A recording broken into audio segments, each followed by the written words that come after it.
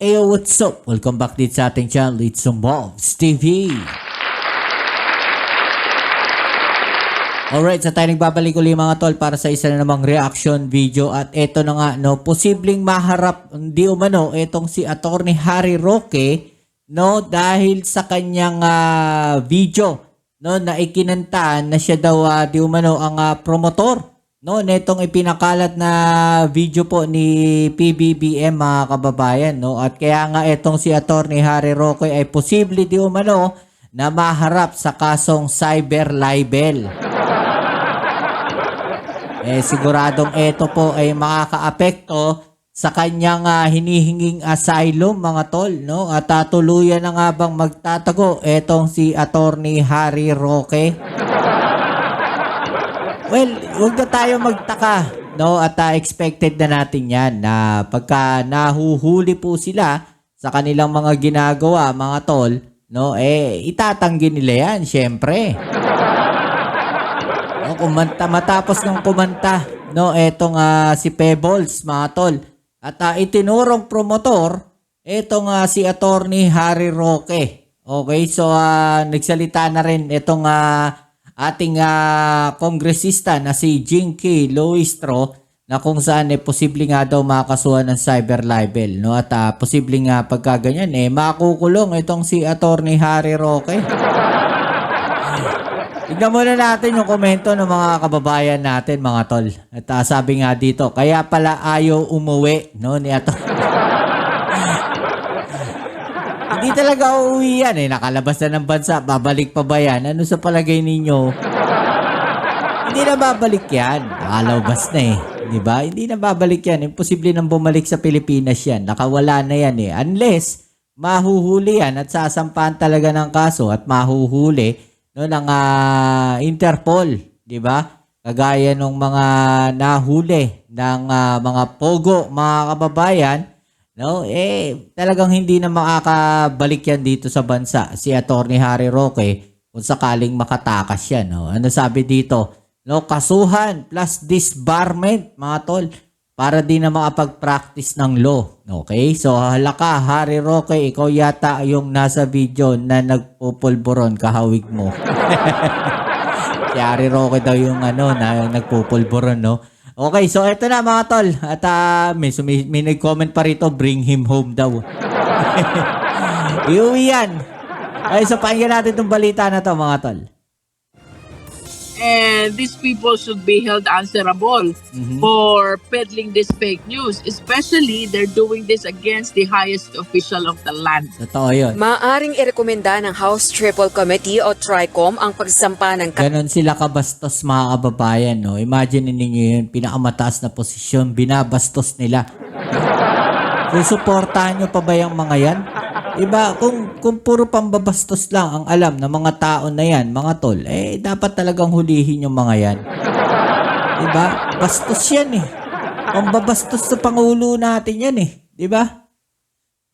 Kaso, laban kay Attorney Harry Roque, ang dating presidential spokesperson ng Duterte administration. Ito ay matapos siyang ituro sa pagdinig ni Vicente Pebbles Conanan, isang online content creator na nasa likod umano ng paglalabas at pagkakalat ng polvoron video. Nakapaloob sa video ang isang lalaki na tila kahawig ni Pangulong Ferdinand Marcos Jr. Kahawig lang mga tol Tignan nyo naman, yung mukha pa lang diba? Ang taba-taba ng mukha niya rito So paano nyo sasabihin siya yan, diba? Na gumagamit ng illegal na droga. Kumalat ito sa social media bago ang State of the Nation address ng Pangulo noong July 2024. Diba? Ang galing nila Chumempo. Tiyempong-tiyempo pa bago yung yung SONA ng Pangulo, diba? Ganun yung diskarte nila mga babayan. Diba? Ganun yung diskarte nilang paninirang puri. No, at ang sinisiraan nila dito, mga tol, hindi naman po basta-bastang mamamayan lang ng Pilipino, diba? Ng Pilipinas. Bagkus isang nasa mataas na posisyon. Yung Pangulo po ito ng Pilipinas. Diba? Yun yung kanilang ginagawa. At sino ba mga naniwala dyan? Di sila lang. Diba? Gayunman, mariin itong pinabulaanan ng Malacanang at sinabing gawa ito sa artificial intelligence o deepfake. Ang TRICOM ang nagsasagawa ng pagdinig kaugnay ng pagkalat online ng fake news, misinformation, disinformation at cybercrimes. Ayon kay Batangas 2nd District Representative Jervil Luistro na miyembro ng TRICOM at Vice Chairperson ng House Committee on Justice, posibleng kasama sa rekomendasyon ng TRICOM sa magiging committee report nito ang pagsampa ng kaso laban kay Attorney Roque, partikular na ang cyber libel. Isang krimen ang cyber libel na nangyayari kapag ang isang tao ay nagsulat o nagpost ng mapanirang pahayag laban sa iba. Okay, so ito yung mga tol ha, nakasulat po dito, no, Republic Act 10175 or the Cybercrime Prevention Act of 2012 mga tol. A public and malicious imputation of a crime or of a vice or defect, real or imaginary, or any act, omission, condition, status, or circumstance tending to cause the dishonor, discredit, or contempt of a natural or juridical person mga tol. So, ibig sabihin, kung gumagawa kayo ng mga o sinasadya ninyong gumawa, no, ng mga picture na siyang makakasira, picture, video, at kung ano-ano pa yan, na siyang makakasira, no, o makaka-discredit sa isang tao, no, pwede po yung makasuhan ng, cyber libel. O nagpost ng mapanirang pahayag laban sa iba. Or to blacken the memory of one who is dead and committed through a computer system or any other similar means which may be devised in the future. Sa pamamagitan ng electronic means. Kasi merong People's Konanan na nagsalaysay pointing at Attorney Harry Roque. We have the government agencies also who are testifying na talagang deepfake yung Pulveron video. So for the purpose of filing, I think sobra pa nga sa probable cause yung amount of evidence na nag-gather na nila. Walang maliwanag by cyber libel dyan. Through the use of internet, is trying to make it appear that the president is actually using cocaine.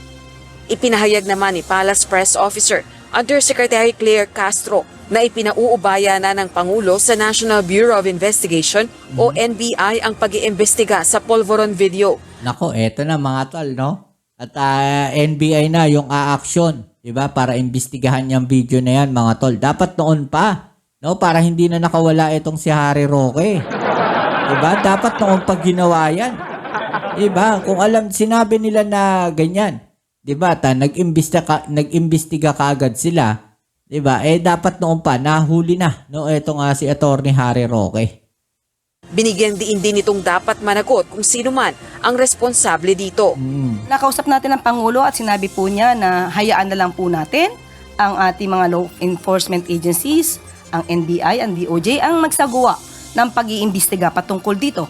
At kung mayroon dapat na managot, kung napakita talaga ang liability ng kahit sino dyan na involved, ay dapat lamang po siguro masampa ng kaso. Tama. Samantala, para kay Attorney Roque, walang legal value ang sinumpaang salaysay ni Pebbles Konanan. So, eto na mga tol. Siyempre, itatanggi nila yan. O, itatanggi niya yan. Diba? O, gabay party list daw, hanapin sa balota. Iboboto nyo ba yan? Iboto nyo, eto, ang CAS party list, ang Kasangga party list, mga tol. Para sa mga riders, para sa mga tricycle drivers, no? Iboto nyo yan, mga tol. No, sabi nga dito, sa sinumpaang salaysay ni Pebbles Talakera, siya ay naniniwalang si Attorney Harry Roque original na pinagmulan ng video, at nagpakalat nito. Hearsay na matatawag ang sinumpaang salaysay. Okay, ang paniniwala ay hindi nangangahulugan na ito ay totoo. Pawang espekulasyon at haka-haka. Yun lang yung sinasabi dito. Walang legal value ang affidavit. Okay, so parang sinabi niya rito na niloloko lang niya yung mga DDS supporters. Diba? Kasi sila yung naniwala no? Doon sa video na yon. Okay, so ngayon pinabubulaanan nila na yung pagkakalat na yun ay nagsimula o nag-ugat dito kay Attorney Harry Roque. No, pinabubulaanan niya ni Attorney Harry Roque. No? Saan ba galing yung video na yan? Diba? Sino ba nagpakalat ng video na yan? So kung talagang sinasabi ninyong totoo yan, reliable yan, mga tol, mga ababayan, ilabas ninyo, no? Ilabas ninyo yung kung sino yung totoong naglabas ng video na yan, no? Para yun na malaman natin, kanino galing yung video na yan. Ilabas ninyo. No, iharap ninyo. 'Di ba? Para malaman natin, no, na kung totoo 'yan o hindi, 'yan sinasabi ninyong video na 'yan. Oh, ba't hindi nyo mailabas? 'Di ba? Ganun lang kasimple 'yon. So, ibig sabihin, may tinatago kayo, 'di ba? Laban sa kanya dahil sabi-sabi lamang anya ito at pawang espekulasyon o haka-haka lang. Oh, malamang yung ginagawa ninyo, sabi-sabi lang din. Sa Likos, UNTV News. Diba? Yung ginagawa nila, pahaka-haka lang din yan, no? Sila-sila lang yung naniniwala dyan, mga tol. O, eto, epekto ngayon yan. O, yari ka ngayon na Atty. Harry Roque. Tuluyan ka ng magiging tuluyan ka ng magiging palaboy-laboy. Di ka na makakabalik sa Pilipinas, huntingin ka na, di ba? O, dahil nga, ito yung nag-apply siya ng asylum, mga tol, no, posibleng maka-apekto daw yan, di ba? O, ito yung balita. Posible umanong maka-apekto sa hiling na asylum ni Atty. Harry Roque ang kanyang pagkakadawit sa Polvoron video. No, ayan na, makaka-apekto na yan. Agagawa ninyo yan, di ba? Bumabalik na sa inyo yung mga kalokohan ninyo. Babalita at nagsiservisyo sa kamera si Pamela Vasquez. Pam! Jeff, sinabi ni House Assistant Majority Leader Zia Alonso Adyong na makasisira sa asylum application ni Roque ang pagkakasangkot nito sa gawa-gawang video para palabasing nagdodroga umano si Pangulong Marcos. Taliwas ito sa naunang sinabi ni Roque na ang pagdawit sa kanya sa naturang video ay makatutulong para mapatunayang may political persecution sa abogado. Diin ni Adyong may kinalaman ng hiling na asylum ni Roque sa mga kinakaharap nitong issue sa bansa. Matatanda ang isiniwalat sa House Tri-Committee ng social media personality na si Pebbles Cunanan na si Roque ang nasa likod ng pagpapakalat ng video para pabagsakin umano ang Marcos administration. Una na itong itinanggi ni Roque at sinabing scripted ang pagdinig sa kamera, bagay na pinabulaanan ng mambabata. Sang-ayon naman si Adyong na dapat ipatawag si Roque sa pagdinig ng House Tri-Committee bilang bahagi ng due process at malinaw ang akusasyon laban sa kanya. Kaserbisyo mo sa kamera. Diba? Harapin niya. Diba? Yung akusasyon laban sa kanya. Huwag ka magtago, Atty. Harry Roque. Harapin mo. Diba? Sagutin mo. Yan naman yung sinasabi ninyo diba? Lagi nyo dinidin. Harapin ninyo. Diba? Humihingi nga kayo ng hair follicle test 'Di ba? Inuutusan ninyo yung Pangulong Bongbong Marcos na magpa-hair follicle test.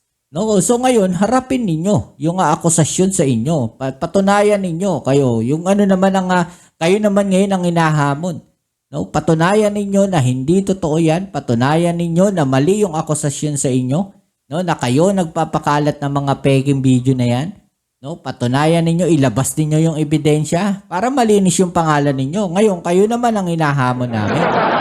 No, ikaw naman ngayon ang hinahamon ng sambayan ng Pilipino. Bumalik ka sa Pilipinas, no, hinahamon ka ng Kongreso, harapin mo yung kaso mo, huwag kang magtago. Huwag kang humingi ng asylum. Diba? Kasi pag humingi ng asylum yan, ibig yan sabihin, mga kababayan, natatakot yan. No, may kinatatakutan yan. No, meron siyang ayaw harapin. Diba? Humingi ng asylum Diba? Para maproteksyonan siya. Diba? Ganun lang naman kasimple yun.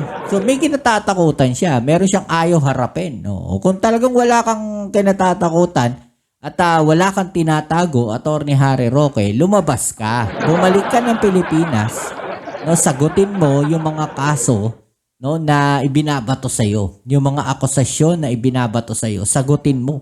No, para malinis yung pangalan mo. Ganun lang kasimple yun. No, kagaya ng ginagawa ninyo, no, kagaya ng hamon ninyo sa Pangulong Bongbong Marcos, no, sa hair follicle test na yan, 'di ba?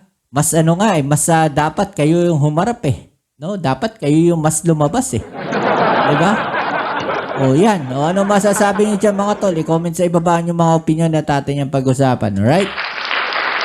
I-types tayo sa ating next video upload. Ito muli ang yung Kuya Mobs sa Mobs TV.